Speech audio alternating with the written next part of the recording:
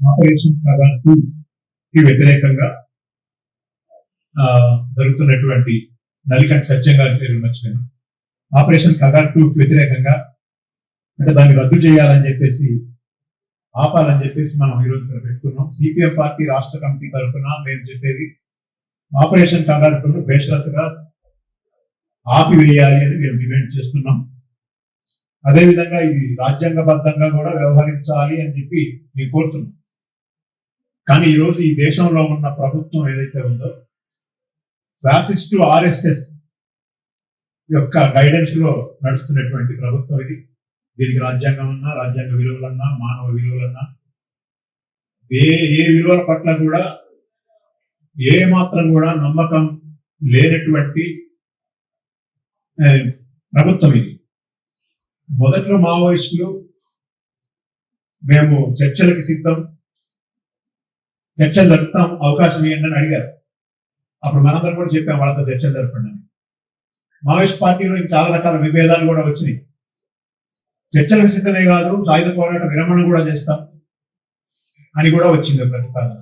సాయుధ పోరాట విరమణే కాదు, కొంతమంది అయితే ఆయుధాలతో సహా మేము లొంగిపోతామని చెప్పడమే కాదు, మహారాష్ట్ర సీఎం ఫడ్నవీస్ దగ్గర చాలా పెద్ద నాయకులే ఆయుధాలు ఇచ్చి కూడా లొంగిపోయినటువంటి పరిస్థితి కూడా మనం చూసాం.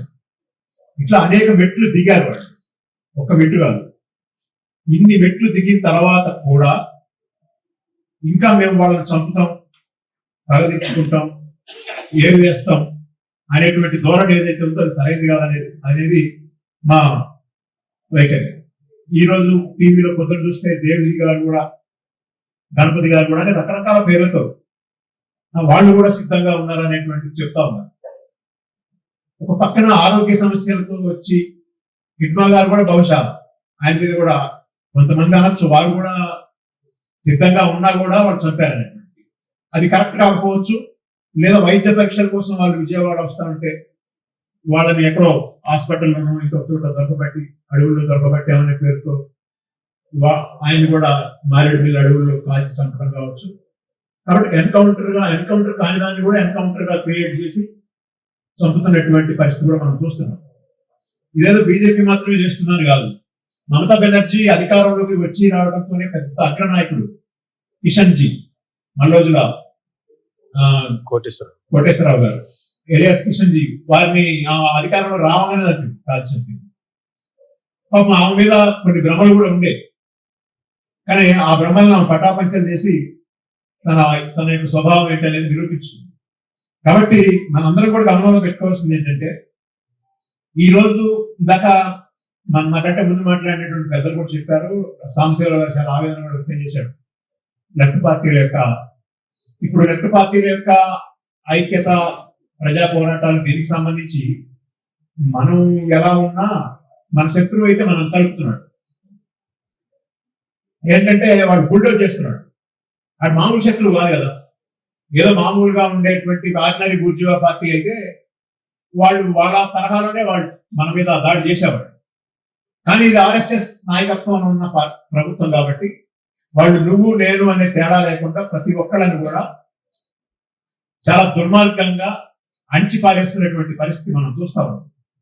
కాబట్టి ఈ పరిస్థితులలో అనివార్యంగా మరి ఆ ఎలక్టోరల్ పాలిటిక్స్ లో ఏముందనేది పక్కన పెడితే లెఫ్ట్ ప్రజా సంఘాలన్నీ ఒక వేదిక మీదకి రావాల్సిన పరిస్థితులు కూడా కనపడుతుంది తెలుగు రాష్ట్రాల్లో. మనం చూసి ఆంధ్ర యూనివర్సిటీలో ఈరోజు ఎస్ఎఫ్ఐ, ఏఎస్ఎఫ్ పిల్లలు, అట్లానే మిగతా వాళ్ళందరూ కూడా, లేదా పీడిఎస్యు కానీ ఇంకా ఇతర అనేక బిఎస్ఓ కానీ, మొత్తం వామపక్ష విద్యార్థి సంఘాలన్నీ రెండు తెలుగు రాష్ట్రాల్లో ఒక్క త్రాటి మీదకి రావాల్సినటువంటి అవసరం కనపడతా ఉంది. మనం గనక దాన్ని గుర్తించకపోయినా గుర్తింపు చేసే పరిస్థితుల్లో శత్రువు కూడా ఉన్నాడు. డైరెక్ట్ గా ఆర్ఎస్ఎస్ వాడు ఆంధ్ర యూనివర్సిటీలోకి వచ్చి శాఖ సమావేశం పెట్టి 200-300 మంది గూండాలతో దాడి చేసిన తర్వాత ఇలా సోషల్ మీడియా మొత్తం వాళ్ళు చేస్తున్న కౌంటర్ దాడి ఏంటంటే లెఫ్ట్ విద్యార్థి సంఘాలే మా మీద దాడి చేసినాయి అని చెప్పి వాళ్ళు దారుణమైనటువంటి ట్రోల్ చేస్తున్నటువంటి పరిస్థితులు మనం చూస్తాం. కాబట్టి ఎస్ఎఫ్ఐ మీద వచ్చిందా, ఏఎస్ఎఫ్ మీద వచ్చిందా, పీడిఎస్ మీద ఇంకో రోజు వచ్చిందా, డిఎస్ఓ మీద ఇంకో రోజు వచ్చిందే కాదు, అందరి మీద వస్తుంది. ఒక రోజు వెనక ఒక రోజు ముందు అందరి మీద వస్తుంది. వచ్చిన తర్వాత కాదు, ఆల్రెడీ మనం విద్యార్థి సంఘాలని, యువజన సంఘాలని, మన ట్రేడింగ్ యూనియన్లు చాలా గరిష్ట స్థాయిలో ఐక్యతని ప్రదర్శించి 30 కోట్ల మంది కార్మిక వర్గాన్ని ముందుకు తీసుకొచ్చి నడిపించి మనం సమ్మెను జయప్రదం చేసినప్పుడు లేబర్ కోడ్లకు వ్యతిరేకంగా ఒక బ్రహ్మాండమైనటువంటి వాతావరణం వచ్చింది తెలుగు రాష్ట్రాల్లో కూడా. తెలుగు రాష్ట్రాల్లో మనం ఎందుకు ప్రత్యామ్నాయం కాకూడదు అనేటువంటిది విధానాల పరంగా మనం ఆలోచించగలిగితే ఈ ఎన్నికలు, ఓట్లు, పొత్తులు, చిత్తులు ఎంత పక్కన పెడితే మనం ప్రజా సమస్యల మీద పోరాడి ఇప్పుడు మా తెలంగాణ రాష్ట్రానికి చాలా పెద్ద ప్రమాదం వచ్చింది ఏంటంటే విద్యుత్ సంస్కరణ. వాడు తీసుకొచ్చినటువంటి విద్యుత్ చట్టం కనుక రేపు అమల్లోకి వస్తే తెలంగాణ అంధకారం అయిపోతుంది, విద్యుత్ ప్రైవేట్ పరం అయిపోతుంది. దీని మీద బాగా స్పందన వచ్చే అవకాశం ఉంది. అట్లాంటి వాటి మీద కూడా మనం ఆలోచించాల్సిన అవసరం ఉంది. సింగరేణి గనులన్నింటినీ ప్రైవేట్ వాళ్ళకి ఇస్తా ఉంటే రేపు సింగరేణికి బొగ్గు లేనటువంటి సింగరేణిగా మారిపోతుంది. అప్పుడు కూడా విద్యుత్ సంక్షోభం వస్తుంది. తెలంగాణ అంటే సింగరేణి, తెలంగాణ అంటే విద్యుత్తు లేని తెలంగాణను ఊహించలేదు. ఇట్లా తెలంగాణకు సంబంధించినటువంటి అత్యంత కీలకమైనటువంటి తెలంగాణ ఊపిరే తీసేటువంటి చర్యలు తీసుకుంటా ఉంటే దాని మీద ప్రజా ఉద్యమాలు ఐక్యంగా నిలబడాల్సినటువంటి అవసరం, ప్రజల్ని మేల్కొల్పాల్సిన అవసరం మన ముందు ఉంటే మనం వాటిని ఇంకా పట్టించుకోకుండా తెలంగాణ సింగరేణి పరిరక్షణ కోసం విద్యుత్ చట్టానికి, ఎందుకంటే ఆర్ఎస్ఎస్ ఎజెండాలోకి పోయి, హిందూ మతం ఎజెండాలోకి పోయి, లేకపోతే విశ్వాసాల ఎజెండాలోకి పోయి, దేవుడి ఎజెండాలోకి పోయి మనం వాటితో కొట్లాడితే మనం డిఫెన్స్ లో ఉంటాం. ప్రజలు మనల్ని స్వీకరించే పరిస్థితి లేదు. కానీ విద్యుత్ అనే పేరుతో, సింగరేణి అనే పేరుతో, ప్రజా సమస్యలు అనే పేరుతో, ఆర్టీసీ పేరుతో, విద్య పేరుతో, వైద్యం పేరుతో మనందరం ఐక్యమై ఒక ఆల్టర్నేటివ్ ఎజెండాను ముందుకు తీసుకొస్తే వాడు మన జోలికి మన చేతిలో చావు దెబ్బలు తింటాడు. మనం వాడి చేతిలో చావు దెబ్బలు తినడం కోసం వాడి ఎజెండాలోకి విశ్వాసాలు, దేవుడు, మతం ఇటువంటివన్నీ కూడా ఆ పనికిమాల ఇష్యూస్ కాకుండా ప్రజల్ని బాగా వేధించేటువంటి దైనందిన సమస్యలు అయినటువంటి విద్యా వైద్యానికి సంబంధించినటువంటివి వాటి మీద మనం ఒక కార్యాచరణ ఇక్కడున్న వామపక్ష పార్టీలందరికీ కూడా మా పార్టీ తరఫున కూడా సూచన చేసేది ఏంటంటే ఈ విద్యా వైద్యం అనేది మొత్తం ప్రజల యొక్క ఆదాయంలో లేదు, వాళ్ళ కుటుంబ ఖర్చులో 60-70% అయిపోతుంది. ఉచిత విద్య, ఉచిత వైద్యం మీద మనం ఉద్యమం చేసేదానికి అవకాశం ఉంది. కాబట్టి ఈ విద్యుత్ సంస్కరణలకు వ్యతిరేకంగా తెలంగాణలో కనుక ఒక పెద్ద ఉద్యమం తీసుకొస్తే 2000 సంవత్సరంలో ఇక్కడ కూర్చున్న మనందరం కూడా 2000 సంవత్సరంలో ప్రైవేటీకరణ 26 సంవత్సరాల క్రితమే వెనక్కి కొట్టినటువంటి చరిత్ర ఇక్కడ ఉన్న పార్టీలను పడుతుంది. మనందరం అందరూ భాగస్వాములమే, అందరూ దెబ్బలు తిన్న వాళ్ళమే, తుమ్మాకి గుడ్లకు ఎదురు మనందరం జైల్లో ఉన్న వాళ్ళమే. మన ఆ పోరాట స్ఫూర్తిని మళ్ళీ మనం ఇక్కడ ముందుకు తీసుకురాగలిగితే ఖచ్చితంగా ఈ 2 తెలుగు రాష్ట్రాల్లో ఆర్ఎస్ఎస్, బీజేపీ శక్తుల్ని మనం కొట్టగలుగుతాం. ఇప్పుడు ఇక్కడ మన తెలుగు రాష్ట్రాల్లో, మన తెలంగాణలో కూడా మన శత్రువు ఎవడంటే కాంగ్రెస్ లేకపోతే బీఆర్ఎస్ అని కూడా మనం అనలేము. ఆ 2 పార్టీలు కూడా ఏ మేరకు ఆర్ఎస్ఎస్ వ్యతిరేకంగా నిలబడగలిగితే ఆ మేరకు మనకు మంచిదే. ఎందుకంటే వాళ్ళ వెనకాల కూడా కోట్ల మంది ప్రజలు ఉన్నారు. వాళ్ళని పక్కన పెడదాం. కనీసం మనం లెఫ్ట్ వరకైనా సరే మనం ఏకమై ఒక ఎజెండాని సెట్ చేసి బుర్జువా పార్టీలు కూడా మనం కనుక గట్టిగా సెట్ చేయగలిగితే విద్యుత్ సమస్య మీద ఖచ్చితంగా బీఆర్ఎస్, కాంగ్రెస్ కూడా అదే ఎజెండాలోకి రావాల్సినటువంటి పరిస్థితి వస్తుంది. ఎందుకంటే అది బీజేపీ వ్యతిరేక ఎజెండా. కాబట్టి బీజేపీ వ్యతిరేక ఎజెండాలు తెలంగాణ రాష్ట్రంలో చాలా ఉన్నాయి. వాటిని మనం పట్టుకోవాలి. ఆ పేరుతో మనం వాటిని ఏకం చేయాల్సినటువంటి అవసరం ఉంది. ఎందుకంటే ఈరోజు మావోయిస్టు పార్టీ గురించి, కగారి గురించి మనందరం ఆలోచిస్తున్నాం. ఇక్కడ వాళ్ళ బాధితులు కానివ్వండి, మందటి సత్యరెడ్డి, విక్రమన్న, లేకపోతే మొదలుపెట్టి సరస్వనారాయణ, లేకపోతే ఇంకా మొత్తం సిపిఎం పార్టీ, అన్ని పార్టీల వాళ్ళు వాళ్ళ చేతుల్లో చనిపోయినటువంటి వాళ్ళే, అందరూ బాధితులుగా ఉన్నవాళ్ళే. కానీ వాళ్ళు వాటిని ముందుకు తీసుకురాదలుచుకోలేదు. ఎందుకంటే ఇది ఇంకొక సమస్య. ఆ సమస్యను మనం ఎన్ని పక్కన పెట్టి వాళ్ళ మీద వాళ్ళకుండే ప్రజాస్వామ్య హక్కులు, రాజ్యాంగ హక్కులు కాపాడాలని మనం అంటున్నాం. 65లో చీలిపోయిన తర్వాత 75 వరకు హత్యాకాండ జరిగింది. దాంట్లో మేము అనేక రకాలైనటువంటి ఎదుర్కొన్నప్పుడు కూడా ఆనాడు భార్గవ కమిషన్ వేయాలని చెప్పి ఆ రోజు వాటి మీద పెద్ద ఉద్యమాన్ని సుందరయ్య గారి నాయకత్వంలో తీసుకోవడం జరిగింది.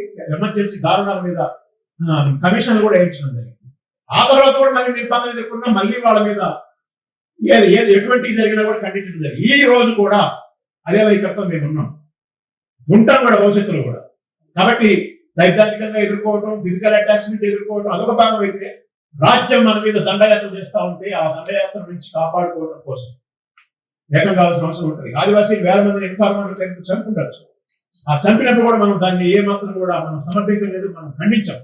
అటు రాజ్యం ఆదివాసీలు చంపింది, ఇటువైపు నుంచి కూడా ఆదివాసీలు చంపింది. ఆదివాసీలు చాలా పెద్ద ఎత్తున అటు పోలీసుల కంటే సైన్యం కంటే ఎక్కువ సంఖ్యలో, నక్సలైట్ల కంటే ఎక్కువ సంఖ్యలో, నక్సలైట్ల అంటే పీపుల్స్ వారు లేదా మావోయిస్ట్ గ్రూప్ వాళ్ళకంటే ఎక్కువ సంఖ్యలో, ఎక్కువ వీళ్ళకంటే వాళ్ళకంటే డబల్ త్రిబుల్ సంఖ్యలో చనిపోయింది ఎవరంటే ఆదివాసీలు.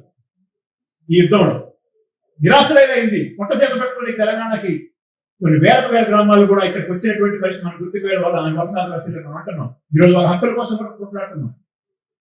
కాబట్టి అలాంటి వాళ్ళ హక్కుల కోసం మనం పోరాడేటువంటి క్రమంలో ఆ రోజు వాటిని ఖండించినప్పటికి కూడా వీటిని కూడా మనం ఖండించడానికి సిద్ధంగా ఉన్నాం. ఖండించాల్సిందే. ఖచ్చితంగా మన రౌండ్ టేబుల్ మీటింగ్ గట్టిగా డిమాండ్ చేస్తా ఉంది. ఆపరేషన్ కగార్ 2ని నిలిపివేయాలి అని డిమాండ్ చేస్తున్నాం. అదే సందర్భంగా ఇక్కడ కాంగ్రెస్ ప్రభుత్వం ఉంది కాబట్టి వాళ్ళు కూడా బాధ్యత ఉంది. ఎందుకంటే చేసేది ఆపరేషన్ కగార్ బీజేపీ, కాంగ్రెస్ ఏం దానికి మద్దతు ఇవ్వాల్సిన అవసరం లేదు. కాబట్టి ఎవరైనా మేము లొంగిపోతామని ముందుకు వస్తే, లేదు ఎవరైనా వైద్యం కోసం వచ్చి పట్టుబడితే వాళ్ళని ఎన్కౌంటర్ చేయకుండా అది స్టేట్ పోలీస్ పరిధిలో అనుకుంటే స్టేట్ పోలీస్ తన యొక్క అధికారాలను ఉపయోగించి కేంద్ర ప్రభుత్వం మాట్లాడకుండా వాళ్ళని కూడా కాపాడుకునేదని కూడా ఒకవేళ దేవజీ గారు కనుక ముందుకొస్తే కనుక ఆయన వచ్చినా కూడా చంపడానికి సిద్ధంగా వాళ్ళు ఉన్నారు వేరే ఇంకో పేరుతో. కానీ కాంగ్రెస్ ప్రభుత్వం ఉంది కాబట్టి చంపకుండా కూడా కాపాడుకునేదానికి అవకాశం ఉంది. కాబట్టి ఎవరు సరెండర్ కావడానికి సిద్ధం వచ్చినా ఏ ఒక్క ప్రాణాన్ని కూడా బలి కొనొద్దు అనేటువంటి చెప్తున్నాం. ఇందులో కాంగ్రెస్ పార్టీగా వాళ్ళ పాత్రను వాళ్ళు పోషించాలి. మొదటి గారి ద్వారా కూడా మనం మెసేజ్ వారికి పంపుదాం. ఆ రకంగా చేద్దామని చెప్పి తెలియజేస్తూ